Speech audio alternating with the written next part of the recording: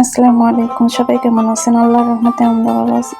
এই তো অনেকদিন হয়ে গেছে আমার মায়ের বাড়িতে আসছি। এখন চলে যাওয়ার সময় হয়ে গেছে। আর আপনাদের আমার মায়ের বাড়িটা একটু ঘুরিয়ে দেখাইতেছি। আসলে পৃথিবীর যে জায়গায় যান না কেন, মায়ের ভালোবাসাটাই অন্যরকম।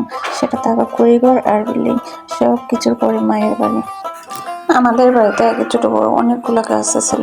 তো পুরো বাড়িটা একদম গাছে ভরা ছিল। আম গাছ, জাম গাছ এবং বিভিন্ন ধরনের ফলের গাছ ছিল। অনেকগুলো নারকেল গাছ ছিল।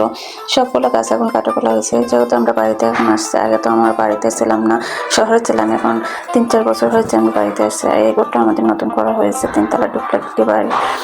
এই বাড়িতে ছাদ থেকে মানে সব কিছু দেখা যায়। গ্রামের দৃশ্যগুলো খুব ভালো লাগে। বিকাল হলে আমি আমার বাড়ির সবাই মিলে এখানে আসি। এই যে দেখেন আমাদের হাওরটা পর্যন্ত দেখা যায়। আর গ্রামে তো খোলামেলা পরিবেশ, তাই সব কিছু দেখা যায়। শহরে তো আর দেখা যায় না, বিল্ডিং আর বিল্ডিং শুধু। তো নিচে মানে পুরোটা জায়গা একদম ফাঁকা হয়ে গেছে, কোনো গাছ নেই। পিছনে আছে আমাদের সবজি বাগান, এগুলো আছে। এরপরে বিল্ডিং এর পিছনে অনেক গাছ আছে। এগুলো কোনো ফলের গাছ না, শুধু এমনি কাঠের গাছ। আর এখানে একটা দেখেন নারকেল গাছ আছে।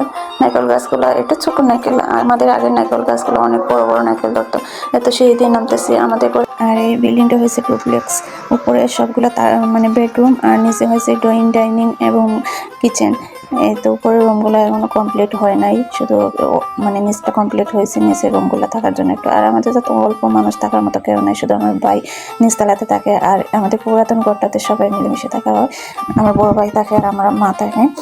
এখানে অনেক কাজটা বাকি রয়ে গেছে। তো উপরে 3টা বেডরুম, এরপরে 3টা বাথরুম এবং 3টা ব্যালকনি আছে। এরপরে আমি এখন যাবো নিচে।